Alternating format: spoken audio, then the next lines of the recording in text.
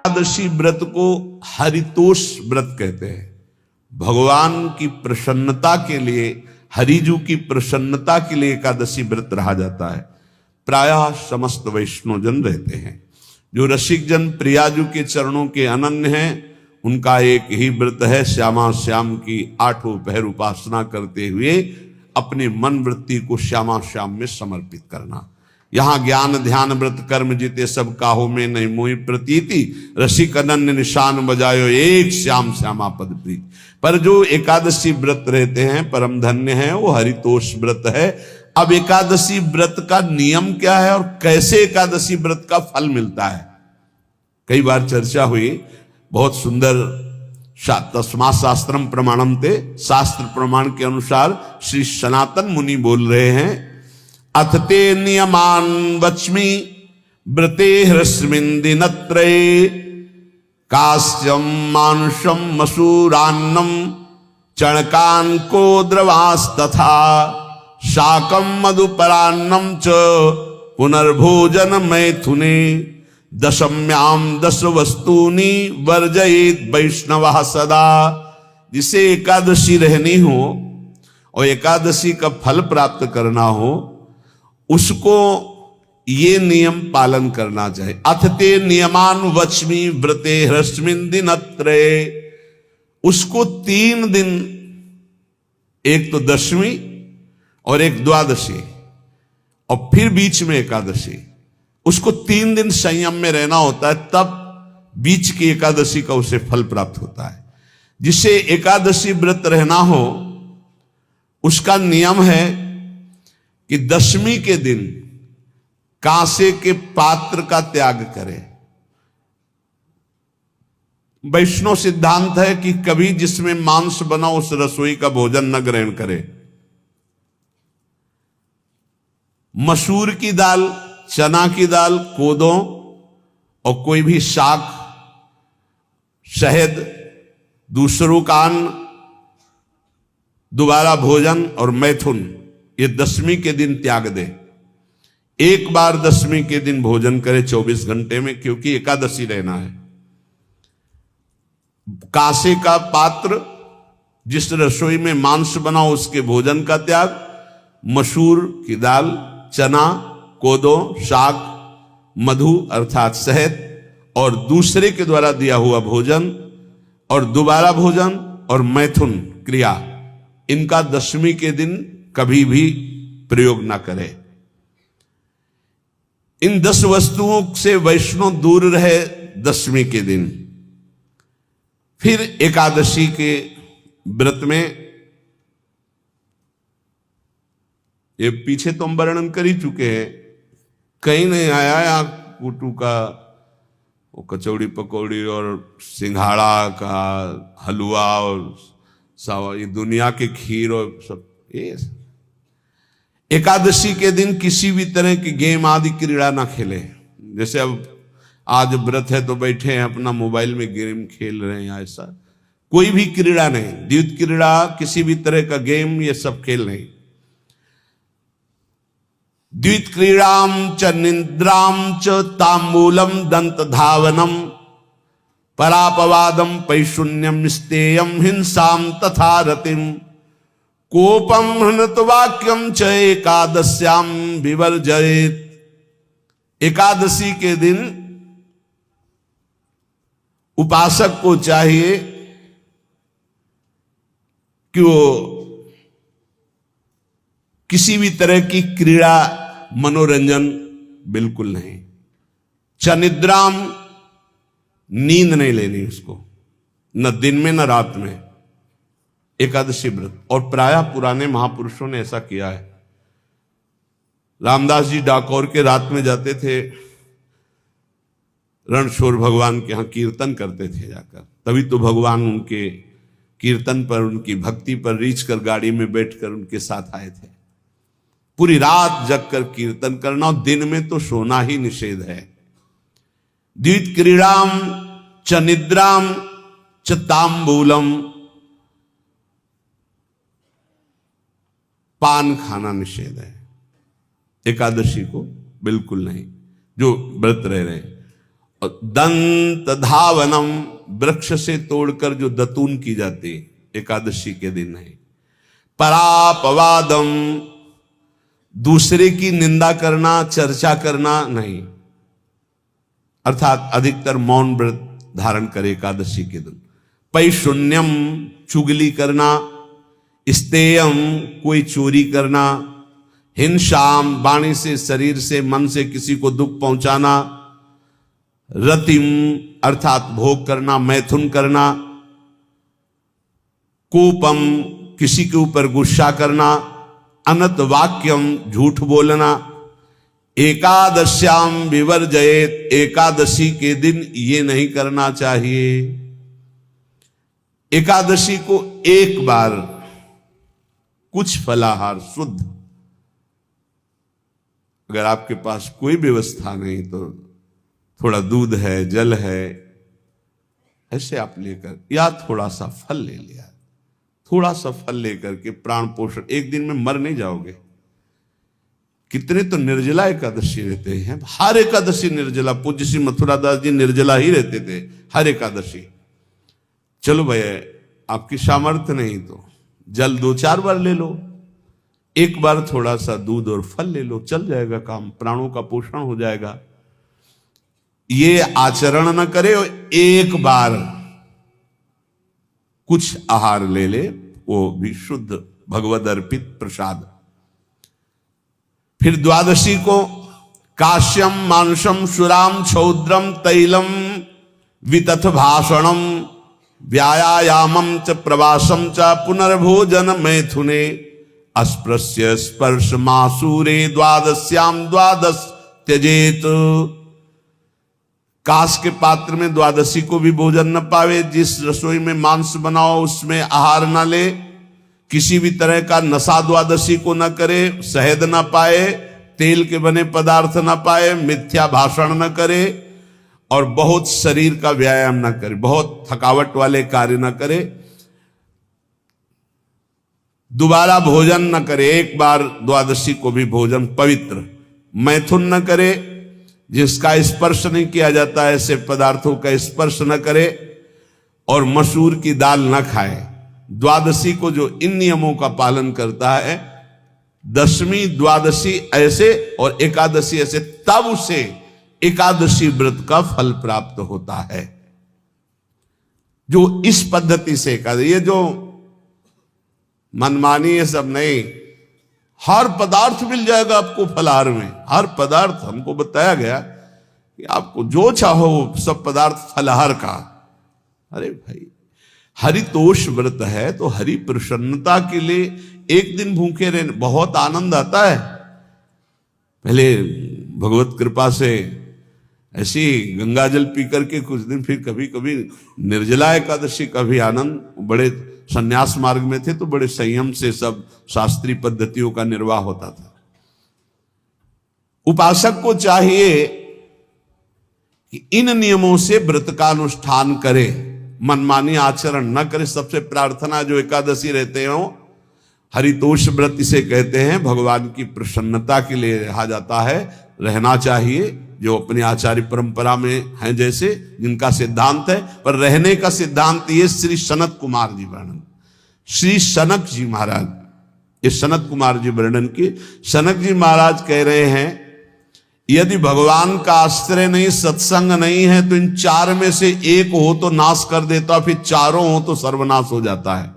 यौवनम धन संपत्ति, प्रभुत्व विवेकता, एकैपमप्यनर्थाय किमु यत्र चतुष्टयम। यदि सत्संग नहीं है, यदि भगवद आश्रय नहीं है, खूब धन हो, जवान अवस्था हो और बढ़िया पद मिला हो, प्रभुत्व चलता हो और अज्ञान हो, फिर क्या कहना है? बोले ये चारों जहां मौजूद होते हैं वहां सर्वनाश का खेल शुरू हो जाता है। अगर इनमें से एक हो तो सर्वनाश करने में पर्याप्त है, और अगर चारों हो तो फिर क्या कहना है? यौवनम, जवान हो, धन संपत्ति, खूब रुपया पैसा हो, प्रभुत्व, कोई पद हो, कोई अधिकार हो बड़ा, फिर अविवेकता और अज्ञानी हो तो बोले एक नाश कर देगा, फिर चारों तो नाश ही कर देंगे। अगर सत्संगी है तो ये चारों महान कार्य कर देंगे। क्या यौवनम, जवान है, खूब दूसरों की सेवा, मेहनत पूर्वक धन संपत्ति कमाकर माता पिता की सेवा, परिवार की सेवा। हे ये माता पिता, हमारा वेद कहता है मातृ देवो भव, तैत्तरीयोपनिषद, मातृ देवो भव, पितृ देवो भव, आचार्य देवो भव, अतिथि देवो भव, यान्य नवद्यानि कर्माणि तानि सेवितव्यानि नो इतराणि, यान्यस्माकः सुचरितानि तानि तोयोपास्यानि नो इतराणि, ये के चास्माच्छेयाः सो ब्राह्मणाः तेषां त्वया स्नेन प्रश्वसितव्यं, श्रद्धया देयम् अश्रद्धया देयम्, श्रिया देयम् ह्रिया देयम् भिया देयम् संविदा देयम्। वेद कहता है मातृदेवो भव, माता साक्षात हमारी भगवान है। देव हरि को कहते हैं, केशव देव जैसे कहा हरि को कहते हैं, गोविंद देव, मातृ देव, माता भगवान है। ए धिक्कार है उन पुत्रों को जो अपने माता के द्वारा पोषित किए हुए शरीर से हाथ उठाते हैं अपने माता पिता के ऊपर। नरक में तुम्हारी जो दुर्दशा होगी भोगोगे। एक हमको दिखाया गया दृश्य कि अपनी माता की कोख में लात मारता है, थप्पड़ मारता है, पिता बैठा है उसको लात मारता है, थप्पड़ मारता है, बाल घसीट कर गेट तक माता को ले जाता है। अब इनकी जो दुर्दशा होगी ये बोल नहीं पाएंगे, बता नहीं पाएंगे। ऐसी जगह मारा जाता है कि बस तलकते रहो, कुछ कह नहीं सकते, घोर नरकों की प्राप्ति होती। वेद कहता, तैत्तरीयोपनिषद, मातृ देवो भव, ध्यान से सुन लो, सत्संग है, ये माता साक्षात भगवान है। अगर तुमने मारा वाह भर करके इसके आंसू गिरे तो आज जितने आंसुओं की बूंद से भूमि के कण भींजेंगे उतने कल्प तक नरक भोगोगे। ध्यान रखना, तुम्हारा कभी यश, कभी कीर्ति, कभी श्री, कभी हिरी, ये कभी तुम्हारे उदय नहीं हो सकती। तुम्हारा सर्वनाश हो जाएगा अगर मां पे हाथ उठाया। पितृदेवो भव, पिता साक्षात भगवान है। देखो भगवान अवतरित हुए तो प्रात काल उठी कै रघुनाथा, मातु पिता गुरु नावहि माथा। आचार्य देवो भव, माता साक्षात भगवान है, पिता साक्षात भगवान है, आचार्य गुरुदेव साक्षात भगवान है। जो अपनी माता को, अपने पिता को दुख देता है, अपने गुरुदेव की अवहेलना करता है, उसका कभी मंगल हो सकता है? वो कभी सुख प्राप्त कर सकता है? वेद कहता है जो निर्दोष कर्म करते हुए धन कमाकर, कैसा कर्म? निर्दोष कर्म करते हुए धन कमाता है और उस धन से अपने बूढ़े माता पिता और गुरुजनों की सेवा करते, ए जीवन धन्य है। धिक्कार है उस पुत्र को, धिक्कार उस जवानी को, धिक्कार है उस धन को, धिक्कार उस बुद्धि को जिसको ये सब प्राप्त होने पर भी अपने बूढ़े माता पिता को दर दर के भटकने के लिए विवश कर देते हैं, जो अपने बूढ़े माता पिता को कष्ट देते हैं। जहां वेद कह रहा है मातृ देवो भव, पितृ देवो भव, आचार्य देवो भव, अतिथि देवो भव, चार बातें कही। अतिथि देवो भव, अगर बिना परिचय के कोई आ गया, कह रहा भूखा हूं, भोजन पवा दो, भगवान पधारे हैं, हम कह रहे मत अंदर आने दो, गेट के बाहर पवा दो, तुम्हारा संशय, पर उसे भूखा मत जाने दो। अतिथि देवो भव, जो निर्दोष कर्म करके अर्थ कमाकर अपने माता पिता गुरुजनों की सेवा करता है, उसी का जीवन धन है।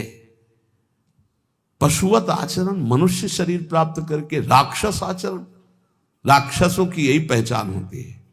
मां नहीं मातु पिता नहीं देवा, साधुन ते करवा वही सेवा। तुम्हारे जो पुण्य है ना सब भस्म हो जाएंगे, आप खिलवाड़ मत समझो। वो विरक्त है, भले तुम्हें नौजवान दिखाई दे रहा है, वो शरणागत है। जो आचार्य ने मंत्र दिया वही गुरु परंपरा से चला रहा, वही मंत्र उसमें। आप उसको बोल रहे हो हमारे लिए कुर्सी डालो, पैंट शर्ट पहने हो कुर्सी डाल।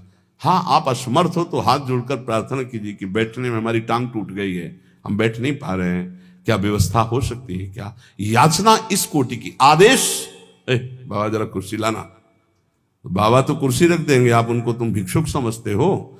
सारे सुकृत तुम्हारे नष्ट हो जाएं। ये जो संतों के द्वारा दिए हुए आसन में ये अयोग्य पुरुष बैठ जाते हैं ना, इनके सारे सुकृत नष्ट हो जाते हैं। ये क्या समझते हैं?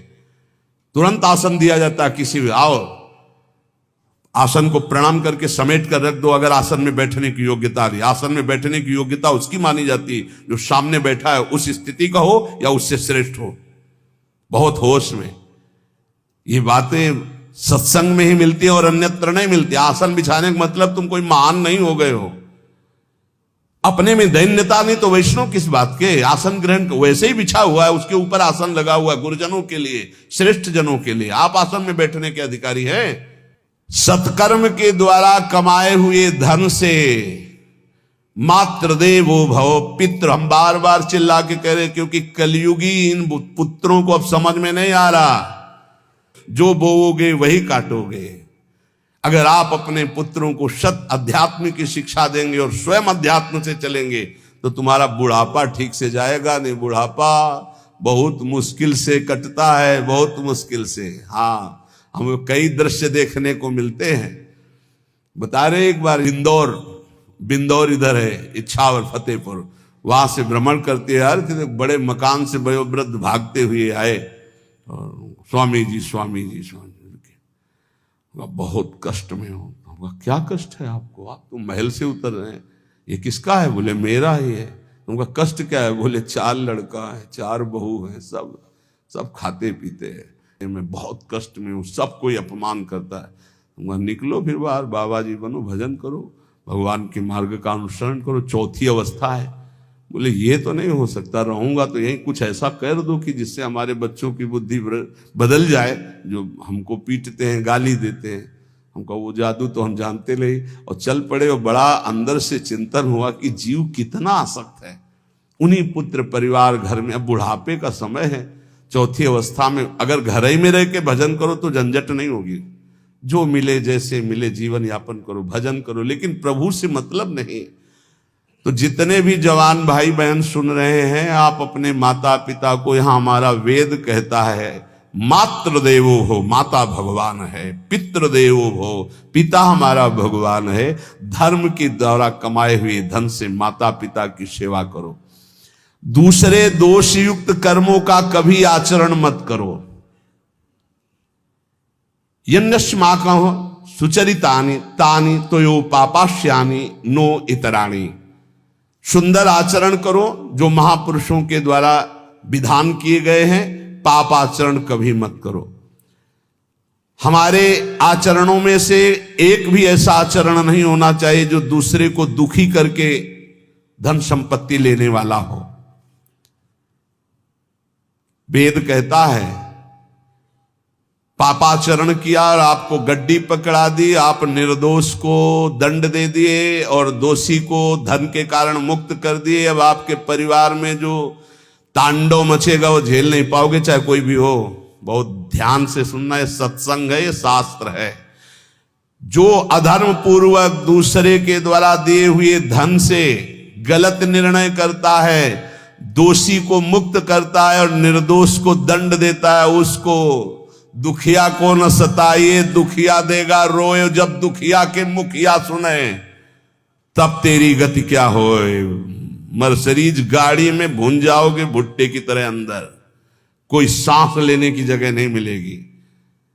कैसे? आगे से गाड़ी में किसी कारण आग लग गई, चलती गाड़ी में। अब आजकल सब रिमोट का सिस्टम होता है, वो तार जल गए जिनसे गेट खोला जाता है। अब गेट लाख लोग हैं, आसपास कोशिश कर रहे हैं, न गेट खुल रहा है न शीशा तोड़ा, भम मचा हुआ है, चीखते हुए अंदर एक एक परिवार का सदस्य भस्म हो रहा है। क्यों? किसी के परिवार को उजाड़ा तुमने, किसी के निर्दोष की तुमने दंड विधान किए हैं, पापाचरण किए, वो भोगना पड़ेगा। इसीलिए बार बार तुम्हें भयावह शब्दों से कहते हैं, कोई तुम्हें दंड नहीं देगा, तुम्हारे कर्म हर समय तुम्हारी खोपड़ी में सवार हो, वही तुम्हें दंड देंगे। इसलिए हमारा वेद कहता है, यन्यस्माकः सुचरितानि तानि तोयो पापास्यानि नो इतराणि।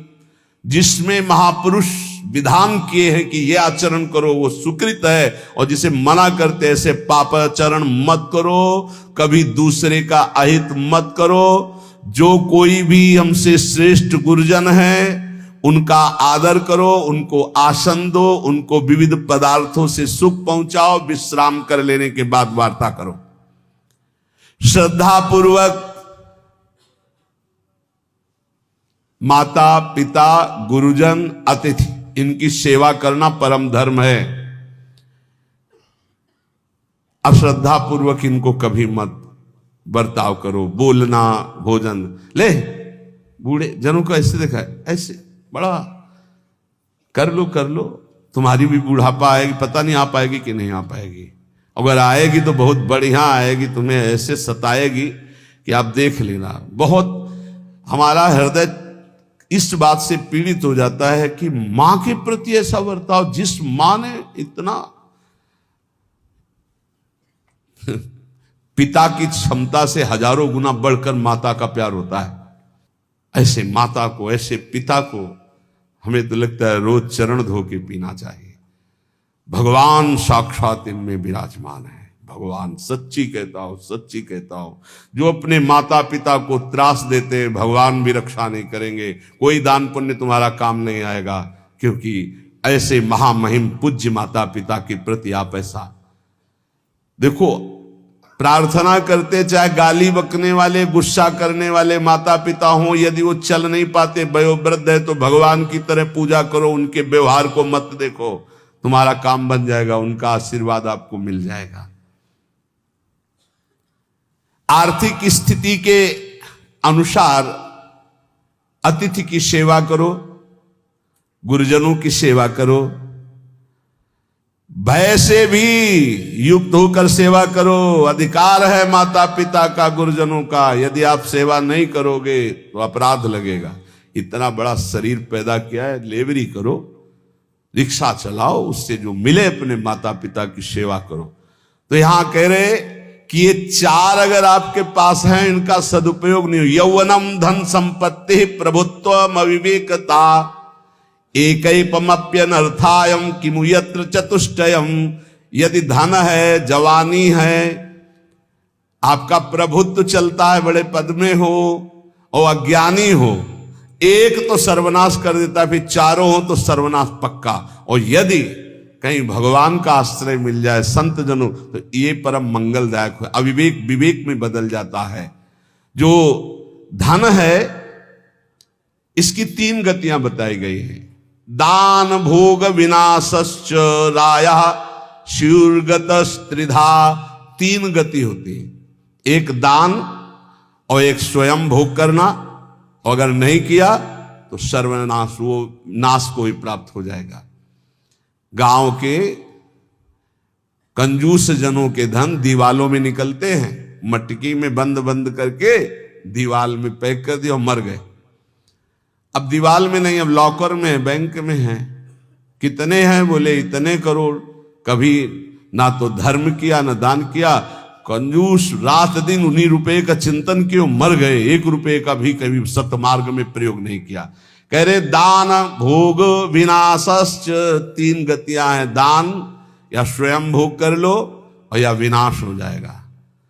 तो शोधन धन्य प्रथम गति जाकी, वो धन धन्य है जिसकी प्रथम गति। प्रथम गति क्या?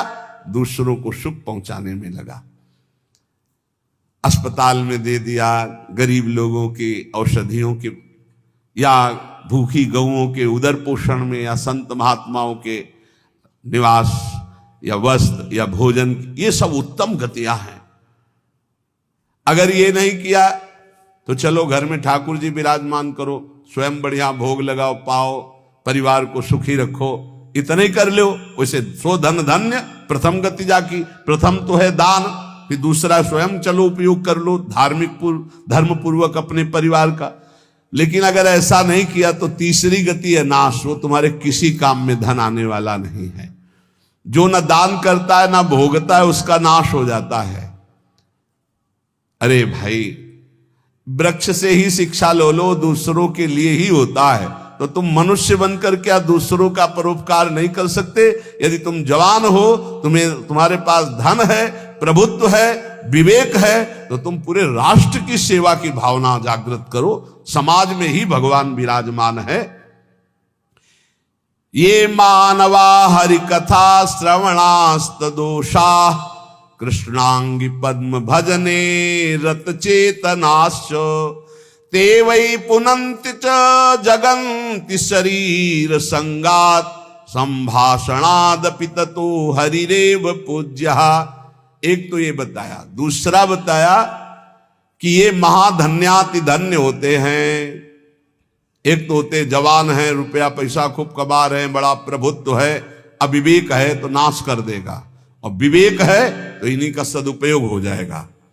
एक है जो सबसे हटकर है, ये मानवा हरिकथा श्रवणास्त अधूषाः, जो रात दिन नाम जप करते हैं, भगवान की चर्चा करते हैं और सुनते हैं, और अदोषाः, वो सारे दोषों को अपने मिटा चुके हैं। कृष्णांगी पद्म भजने रत चेतनाश्च, निरंतर अपने चित्त को प्रभु के भजन में डुबोए हुए हैं, प्रभु के चरणों के ध्यान में अनुरक्त किए हुए, उनका क्या प्रभाव होता है? बोले तैवै पुनन्ति च जगतन्ति शरीर संगात। ऐसे महात्माओं का यदि शरीर है प्रगट में, तो उस शरीर से स्पर्श करके वायु जिस जिस को छूती है वो पाप रहित हो रहा है। जो उनके दर्शन करते हैं वो पाप। संत दरस जिमि पातक तरई, संतों के दर्शन मात्र से पाप नष्ट होते हैं, उनके शरीर के स्पर्श से पाप नष्ट होते हैं। संभाषणादपि ततो हरिरेव पूज्यः, यदि उनसे संभाषण करने को मिल जाए तो बोले वो इतना पवित्र हो जाता है कि भगवान उनमें वास करने लगते हैं। हरिदेव, हरि उसमें विराजमान है, हरि ही हैं, ऐसा वो पूज्य हो जाता है। यदि जो नाम जप कर रहे हैं, जिनका चित्त भगवान के चिंतन में है, जो कथा भगवान की चर्चा कर रहे हैं, जो भगवान की चर्चा सुन रहे हैं, अदोषाः, जो समस्त दोषों पर विजय प्राप्त कर चुके हैं, ऐसे मानवाः पुनन्ति च जगतन्ति, वो पूरे जगत को पावन करने की सामर्थ्य रखते। सातरते सातरत सा लोकांतारयति मम भक्ति युक्तो भोनम पुनातु, वो लोक के लोक पावन कर देते। कैसे? उनके शरीर से स्पर्श की हुई वायु दूसरों के पापों का नष्ट, उनका दर्शन दूसरों के पापों का नाश, उनका संभाषण दूसरों के पापों का नाश। यदि संत संग मिल गया तो निश्चित हरिदेव ही, वो भगवान से ही मिल रहा है, क्योंकि वहां भगवान जागृत है सबके हृदय में, पर भगवान शयन कर रहे हैं, माया का पर्दा लगाए। संत के हृदय में भगवान पर्दा रहित होकर जागृत हो चुके हैं, तो उनके दर्शन से, संभाषण से, स्पर्श से निश्चित परम कल्याण इस जगत का होता है। कौन भगवान? भगवान किसे कहते हैं? तो बोले सनंदन मुनि बोल रहे हैं। सनातन जी की सुना एकादशी व्रत पर बोले, और अभी तक सनक जी बोल रहे। अब सनंदन जी कह रहे ऐश्वर्य समग्रस्य धर्मस्य यशसः श्रियः ज्ञान वैराग्ययोश्चैव शरणां भग इतीर्णा। संपूर्ण ऐश्वर्य, संपूर्ण धर्म, संपूर्ण यश, संपूर्ण श्री, संपूर्ण ज्ञान, संपूर्ण वैराग्य, ये 6 जहां विराजमान हैं भग, उन्हें भगवान कहते हैं। ये पूर्ण रूप से भगवान में ही विराजमान है, और जिसमें ये सामर्थ्य है उसे भगवान कहते हैं। उत्पत्ति प्रलयम चैव भूतानामा गतिम गतिम वेत्ति विद्याम विद्याम च सवाच्यो भगवानिति। जो सबकी स्वयं अपने संकल्प से उत्पत्ति करता है, उत्पत्ति करने वाले ब्रह्मा जी की भी जो उत्पत्ति का कारण है, जो अपने ही बल से सबका विनाश कर देता है, प्रलय, और जो सबका पालन करता है, उसे भगवान कहते हैं। जो आवागमन तथा विद्या अविद्या इसका स्वामी है, उसे भगवान कहते हैं। जो संपूर्ण ऐश्वर्य, संपूर्ण धर्म, संपूर्ण यश, संपूर्ण श्री, संपूर्ण ज्ञान, संपूर्ण वैराग्य और उत्पत्ति, पालन, प्रलय का स्वामी, जो विद्या अविद्या आवागमन जिसी के इशारे से होता है, वही है भगवान, वही सबका भगवान है।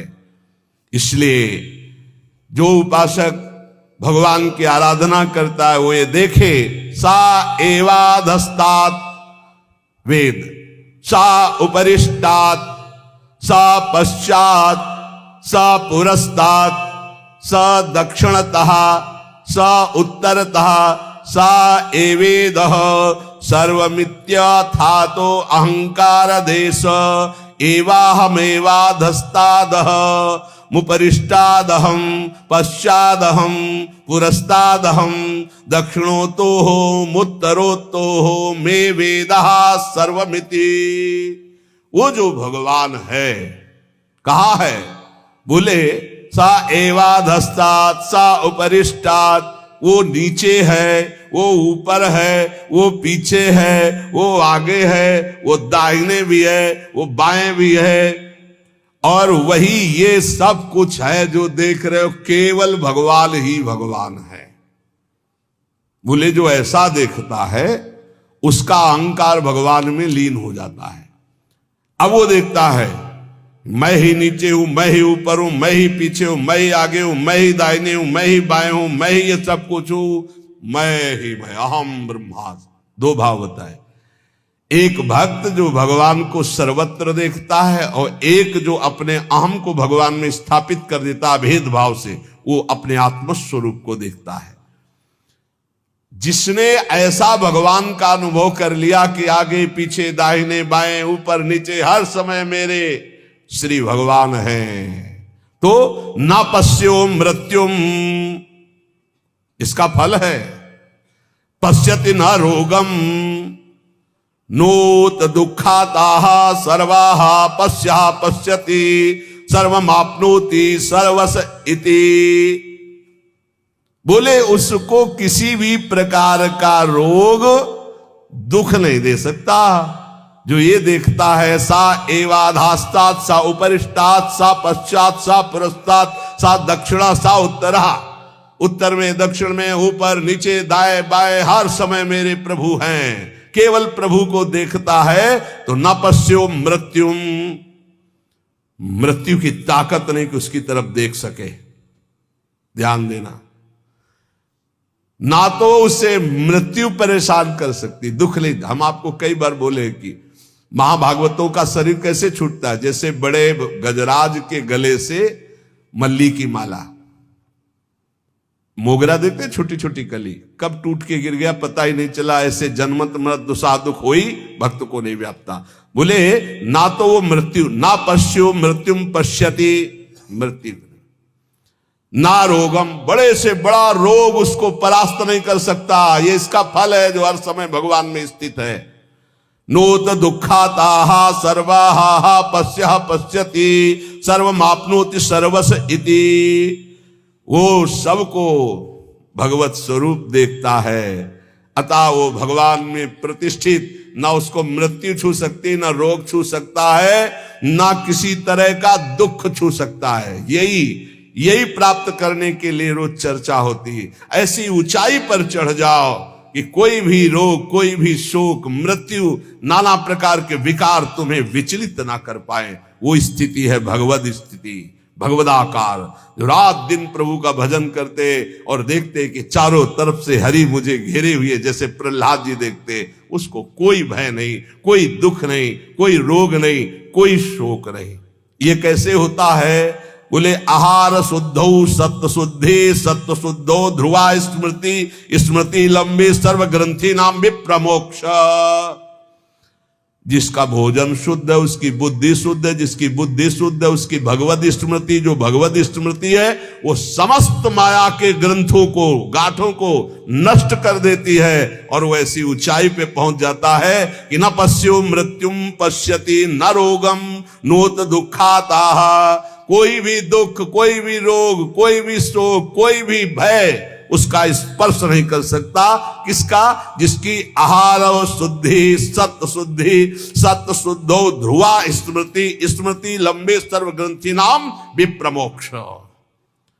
जो अखंड भगवत स्मृति में डूबा हुआ है, कौन?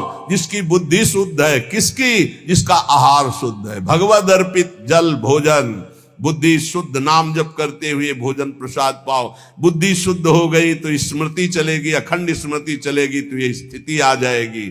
इसी स्थिति के लिए सत्संग हो रहा है, इसी स्थिति के लिए मानवदेह मिला है। इसलिए ध्यान पूर्वक सत्संग का मनन करो, रात दिन ये अनुभव करो कि मैं प्रभु की गोद में हूं, और खूब नाम जपते रहो। नाम जप नहीं करोगे तो सब गड़बड़ हो जाएगा। जो कमियां हैं वो धीरे धीरे ठीक हो जाएंगी, विश्वास मान लीजिए।